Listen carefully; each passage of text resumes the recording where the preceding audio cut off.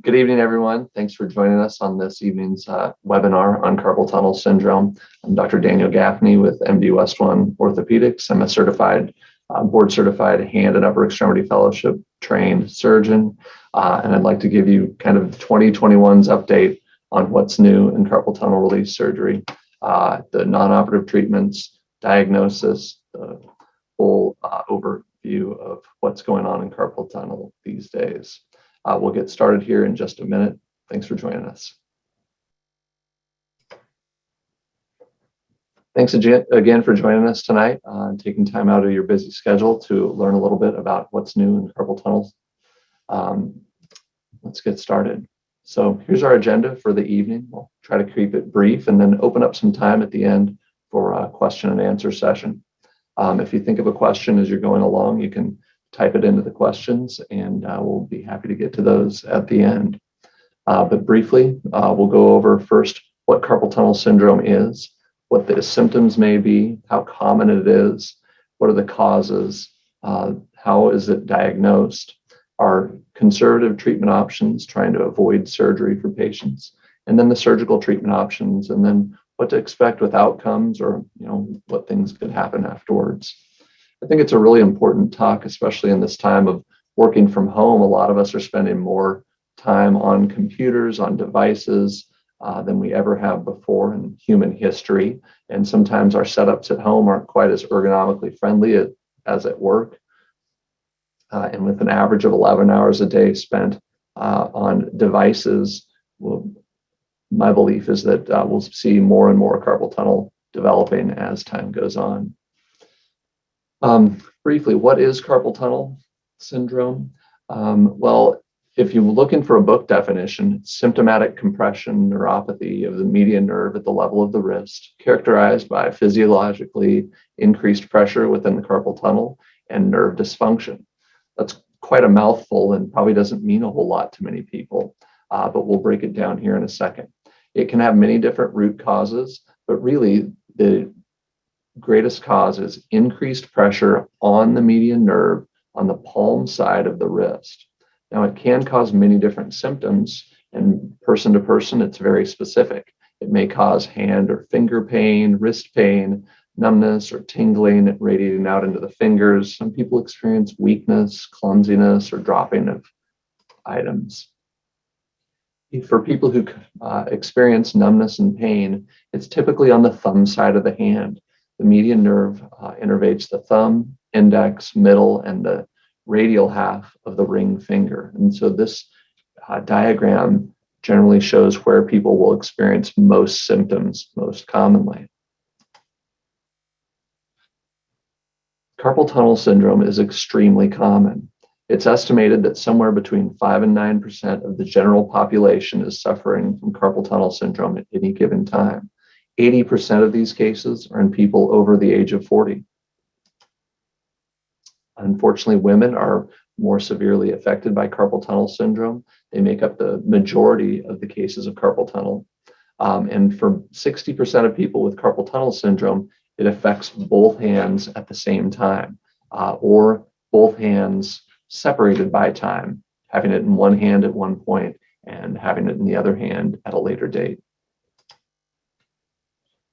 Carpal tunnel syndrome is so common that over 400 and in some estimates up to 600,000 carpal tunnel release surgeries are performed every year in the United States. And that's nothing to say of the many people who are able to treat this without surgery. So extremely common, and it has a big impact on daily life for many, many Americans. So what are the symptoms of carpal tunnel? How could you know that you may have this? The first symptom we list here is paresthesias. That's a word that means any alteration in the sensation that your body feels from the hand. This can be things like numbness or tingling, burning or itching, all in that same median nerve distribution, thumb, index, middle, and half of ring finger. People also experience pain down in their hand or sometimes up in the wrist. Typically, symptoms are worse for people at night. They may awaken from sleep at night with a numb or painful hand and have to hang the arm off the bed, shake it out or massage their hand to try to relieve symptoms. Positional symptoms are very common as well. And by position, it's usually a wrist extended or a wrist flexed position. So with a hand on a steering wheel, driving a car can often cause this. Holding a phone to your ear, keyboarding, reading and holding a book, doing hair either with a brush or a hair dryer, and oftentimes vibrating machinery or tools can induce carpal tunnel symptoms. People also notice dropping things, especially fine things like coins or buttons or other small items, difficulties doing buttons on a shirt. People can feel a swelling or a sense of fullness or stiffness in their fingers or hand, or a sense of temperature alterations, things like feeling that their hand is warmer or colder than they think it should be. And then sometimes people will feel radiating symptoms up the arm, through the forearm, elbow, or even up to the shoulder. Here's another diagram of the median nerve's typical distribution. Now, some people experience different things, but this is the most common orientation for the median nerve, involving the red and pink areas of the thumb, index, middle, and radial half of the ring finger.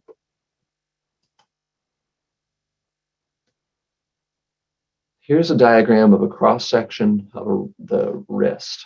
And this shows how the carpal tunnel can be a tight space for that median nerve.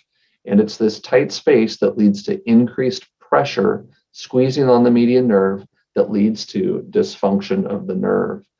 So you can see on the cross-section, the median nerve travels in a tunnel that's bounded on 3 sides by bones and on the palm side by a tight ligament. There's really no elasticity to this tight tunnel, and anything that increases the pressure inside there squeezes on the median nerve and causes it to become dysfunctional. The common causes of carpal tunnel, well, first of all, the most common cause is idiopathic. And what idiopathic means is we don't have a good explanation for why it developed. That's the most common cause that we'll see. You can also see carpal tunnel following trauma, after broken bones or severe contusions or blood vessel injuries. The pressure can increase, causing median nerve dysfunction. Carpal tunnel is also often seen in pregnancy. Obesity may put someone at higher risk for developing carpal tunnel, as do metabolic diseases like diabetes or kidney failure leading to dialysis. Other diseases such as thyroid, sarcoidosis, gout, or rheumatoid arthritis can lead to increased tissue growing within the carpal tunnel and then driving up the pressure. And then the activities such as use of vibrational tools or machinery, repetitive, powerful gripping, repetitive tasks, and in some studies, keyboarding work increases the risk of carpal tunnel. In other studies, it's harder to prove. So, how do you know that you have carpal tunnel?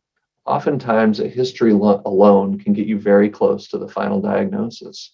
A history that includes those classic symptoms of numbness and tingling into the thumb, index, and middle finger, symptoms that are worse with at night or awaken you from sleep, or happen with positional activities such as reading, typing, or wrist or driving. Just the history and physical alone can be over 90% accurate in the diagnosis.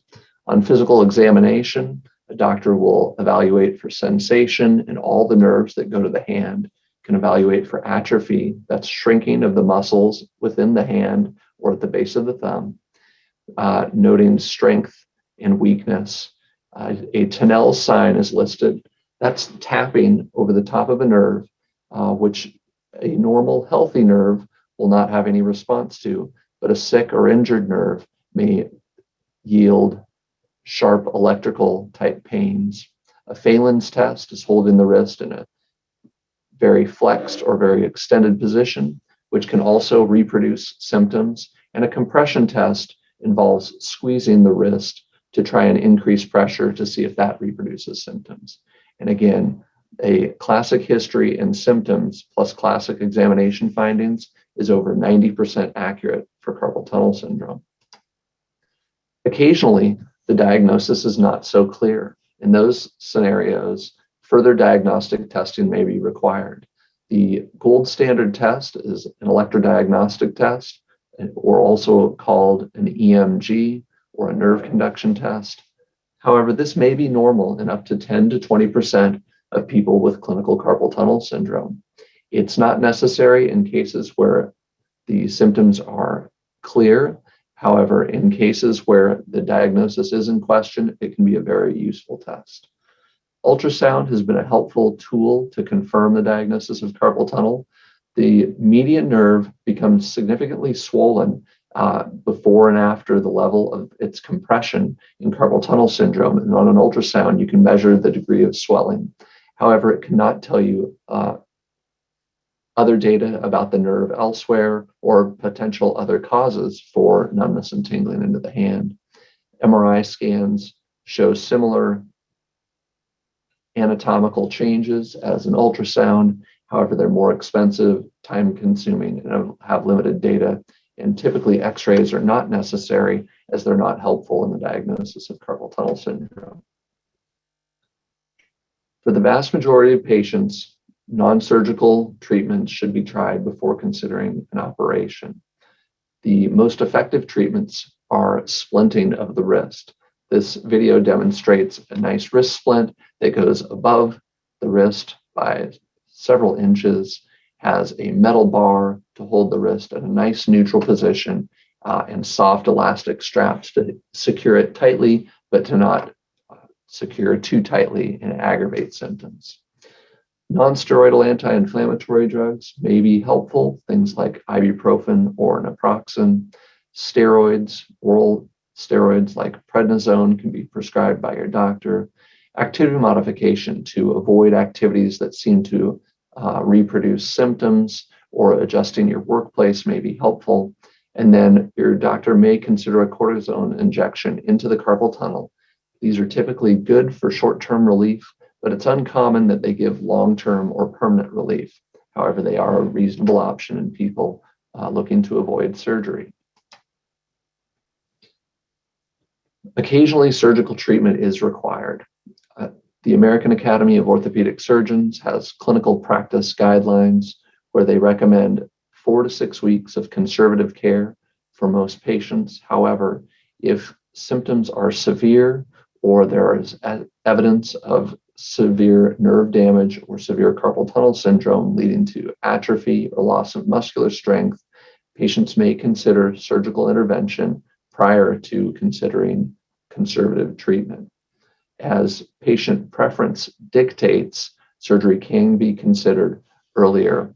However, it's very reasonable to try conservative treatment first.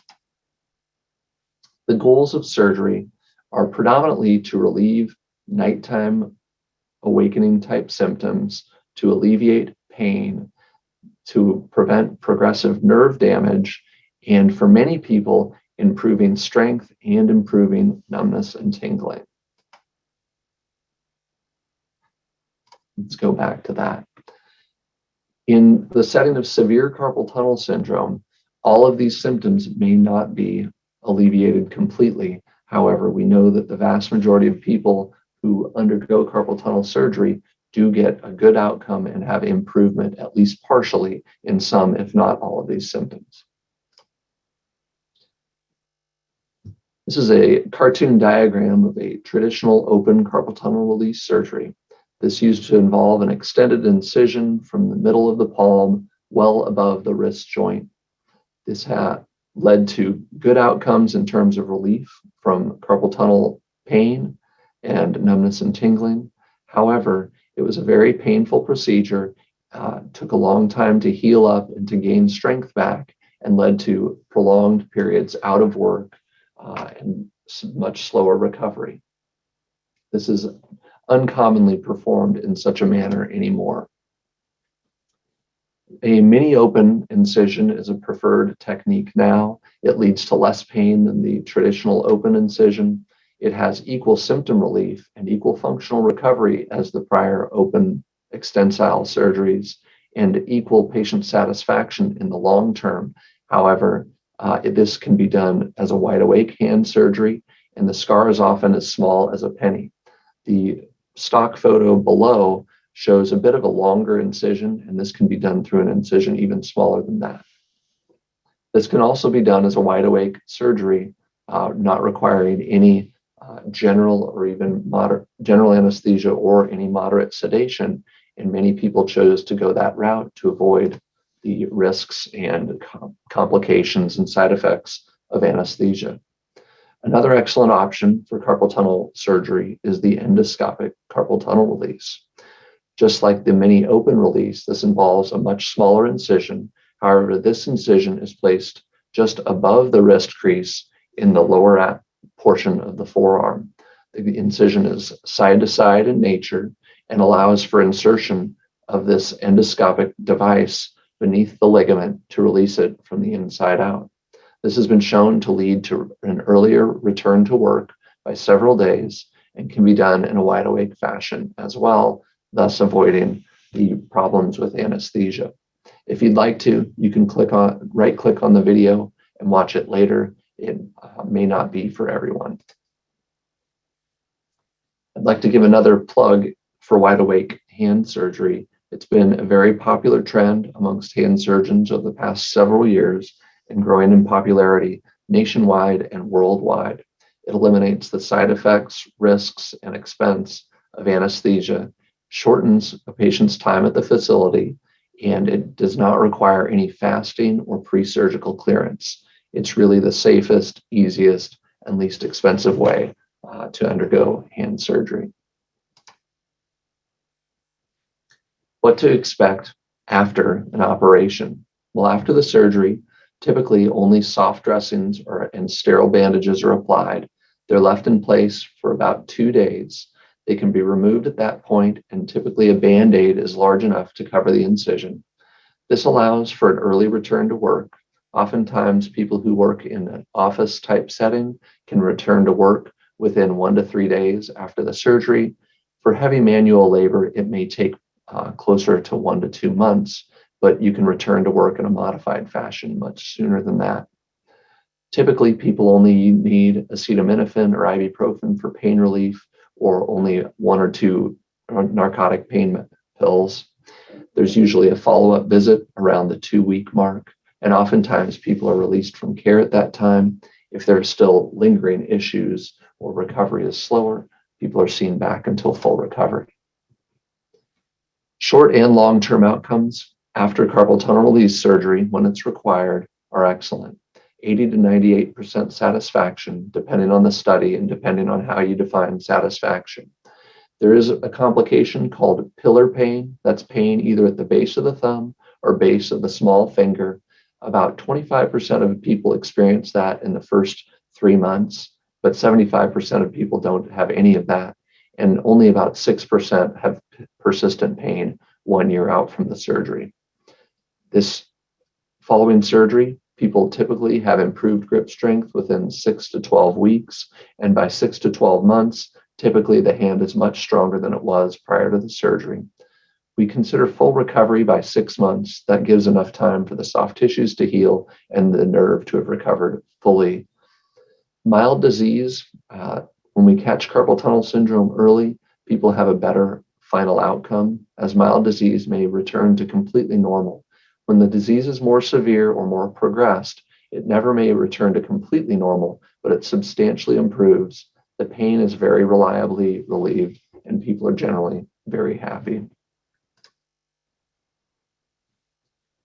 It is very rare for carpal tunnel to recur after a surgery, but it can happen.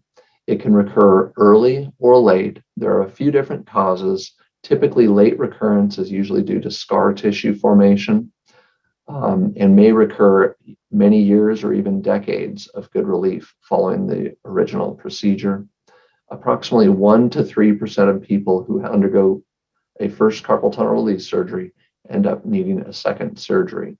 Unfortunately, the second surgery may offer less benefit as the nerve is often sicker at this time, but still may be worthwhile. I'd again like to thank everyone for taking time out of their busy schedule to join me for this evening's webinar on carpal tunnel carpal tunnel syndrome. I'd like to thank MD West One for providing me with the opportunity and the forum to help educate people on carpal tunnel and the chance to help treat people with this challenging condition. And in just a moment, I'd like to open things up for the question and answer session.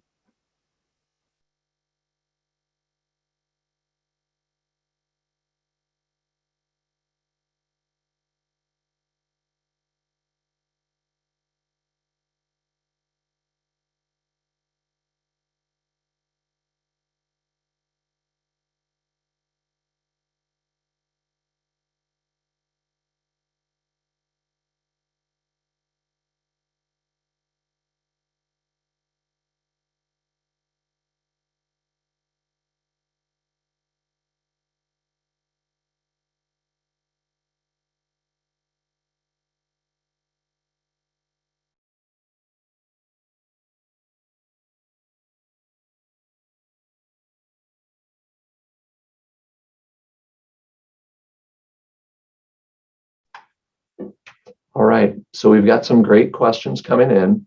And if you'd like to ask a question, go to the bottom of the screen, hit the Q&A, and type in your question. We'll be happy to answer. We'll start at the top from Mr. David Lee Harden. I live in the Pacific Northwest, and there's an abundance of CBD and marijuana dispensaries. Are there studies for or against the use of CBD for alleviating carpal tunnel symptoms? There's not good data to either support or refute CBD as a treatment for carpal tunnel syndrome at this time. There are ongoing studies. Typically, when funded by industry, they'll be positive in nature, showing a relief. And when put to independent randomized controlled trials, they're unable to show any benefit. The future will hold, I'm sure, more study on that subject, but currently cannot recommend for or against. Next question, is there anything else that can mimic carpal tunnel? There's a variety of different conditions that can mimic carpal tunnel. Essentially anything that involves nerves of the upper extremity may mimic carpal tunnel. You can have a pinched nerve in your shoulder, in your neck, or around the elbow that can cause numbness or tingling down into the hand. Some people will have nerve-specific diseases like ALS or multiple sclerosis that can cause tingling into the hand as well. And I'd recommend an evaluation by a hand surgeon to determine whether it's carpal tunnel or something that could mimic carpal tunnel. Next, do you recommend EMG as first-line diagnosis? I do not recommend EMG as first-line diagnosis. Definitely a history and physical performed by a knowledgeable medical professional is first-line diagnosis. Many times EMGs are unnecessary tests if the symptoms are classic, either for or against carpal tunnel syndrome. However, it is a great confirmatory and can be a helpful adjunctive test, not necessary in all cases. Next, my wife is pregnant and suffering from carpal tunnel symptoms at night. She's trying to manage conservatively with a brace. How long do you recommend trying conservative options? So in the setting of pregnancy, carpal tunnel managed with a brace is a great option. I would try that for at least 4, if not 6 weeks. If she's really struggling with sleep at night, cortisone injections are the next line treatment for the pregnant patient. Most pregnant women do get relief from their carpal tunnel syndrome after delivery, and it's uncommon that it will stick around long after delivery, so they typically will not require surgery for this. If the symptoms are resistant to bracing after about 2 to 4 weeks, or if the symptoms are so severe as they're preventing sleep, frequently a carpal tunnel cortisone injection will be helpful to relieve those symptoms. Next, where can you get carpal tunnel surgery? Well, there's many qualified hand surgeons all around the country. I would look for a fellowship-trained, board-certified hand surgeon with a continued education through the American Society of Surgery for the Hand. Here in Omaha, Nebraska, would have to plug our doctors here at MD West One. We have 4 fellowship-trained hand surgeons. We have clinics all from Fremont, West Omaha, Central Omaha, and Council Bluffs with some outlying clinics as well. And we have surgery performed in Fremont, West Omaha, Midtown Omaha, and Council Bluffs as well. Number next, for the wide awake surgery, do you have to go off blood thinners? Typically, no. Typically, we're able to do wide awake hand surgery in patients who are on blood thinners while leaving them on their blood thinners. Sometimes people do have to stop. If it's safe to stop, it decreases the complication rate. But if a patient is safer staying on their blood thinners than coming off, we can perform this surgery while still on blood thinners. Number next, can an MRI rule out carpal tunnel syndrome? Great question. It can't rule out carpal tunnel. Even an EMG test can't rule out carpal tunnel. As mentioned above, on EMG, about 10 to 20% of people with clinical carpal tunnel syndrome will have a normal EMG. And then on an MRI scan, the variability from person to person is too great to be able to completely rule in or rule out carpal tunnel. There is a bell-shaped curve of normal size and shape median nerves. And even if you fall well within that bell-shaped curve, you could still have carpal tunnel syndrome. Number next, what locations do you see patients and how do I schedule an appointment? I believe that the website is attached to the webinar here. You can either schedule online or call the provided numbers to schedule an appointment. I see patients at Methodist Health West at about 156th and Dodge, at our Farnham location at 80th and Farnham, and in Council Bluffs at Jenny Edmondson Hospital. Number next, can physical therapy help at all? There's no good studies to definitively say that physical therapy does help. However, anecdotally, I've had many people who used stretching exercises as well as guided therapy to help them alleviate their symptoms. I'm happy if my patients get better and feel better. So there's no harm in trying it. And definitely with bracing, carpal tunnel can be improved and hopefully surgery avoided. Number next, how often is carpal tunnel release performed in conjunction with nerve release in the patient's elbow? The combined release is very uncommon in my practice and virtually all hand surgeons practice. Combined release may be considered in the setting of two different compressed nerves. So if an ulnar nerve is compressed at the elbow, which would be the most common compressive neuropathy about the elbow, so it's a different nerve, and the median nerve is compressed at the wrist, then those two done in conjunction is not that uncommon. The same risk factors that put you at risk for carpal tunnel can put you at risk for cubital tunnel as well. Having to decompress the median nerve at the elbow as well as the wrist is a much less common scenario. The nerve can be compressed at both places. We refer to this as a double crush, and this is occasionally required in the revision setting following a failed carpal tunnel release surgery. Although uncommon, it can happen. Number next, is rehab beneficial after surgery? Most people have a very uneventful recovery following carpal tunnel release surgery and able to regain their motion and strength and alleviate their pain all on their own. Occasionally, people will become either stiff in their fingers, painful, or have trouble getting their strength and mobility back. I'm a big advocate of hand therapy in that setting. Number next, does dry needling help with carpal tunnel?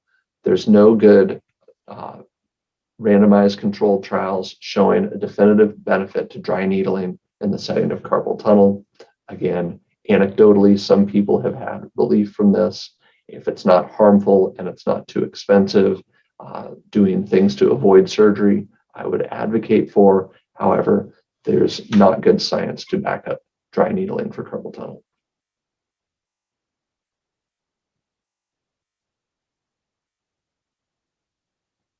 Great questions, everyone. A lot of people thinking, coming up with really good topics.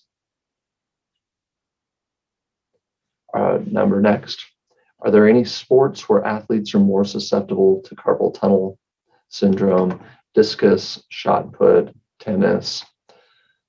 There's little data on this subject. However, we know that powerful grasping, repetitive grasping, heavy lifting can lead to increased pressures within the carpal tunnel. Therefore, stick and racket sports may put you at higher risk, as may very heavy weightlifting and other weight-based sports, strongmen, discus, shot put. However, there's not good natural history to implicate any one specific sport.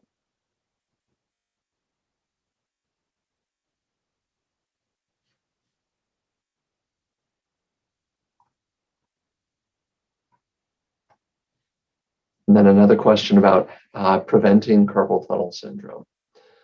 There are modifiable risk factors for carpal tunnel. I listed several of them before. It may not be exactly prevention, but you can modify your risk factors.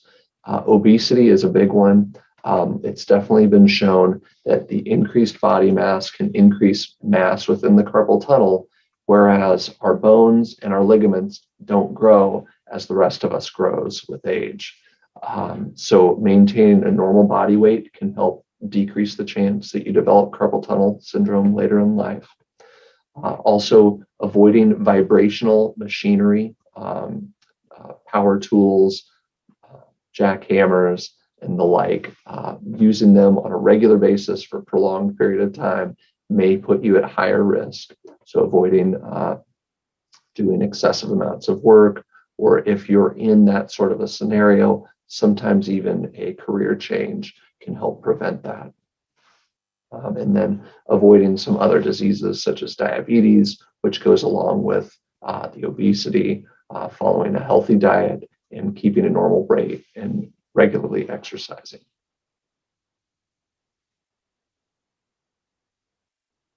Again, lots of smart people on the webinar tonight. It's great to have this interaction.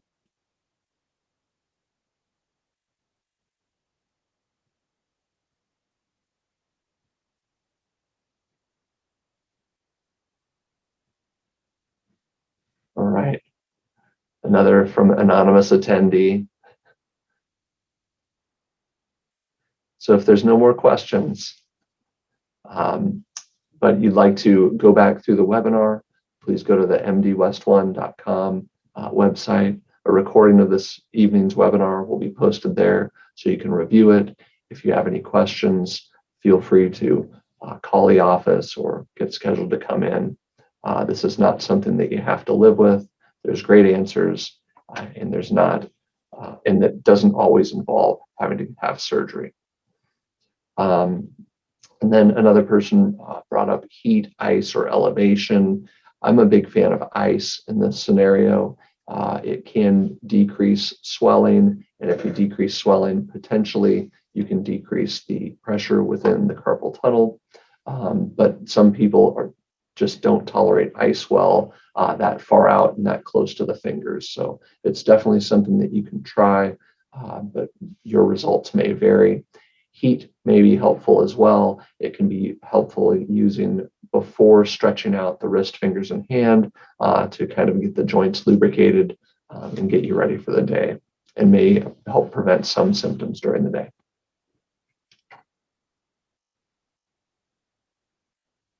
All right. Well, I'm glad that you're all as excited.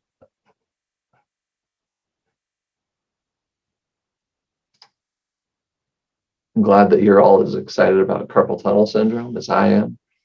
If any of you are experiencing it, there's options for you, and hopefully we've provided you some DIY options at home. If you've been trying these things and not improving, please feel free to reach out to our office, and we'll be happy to take care of you.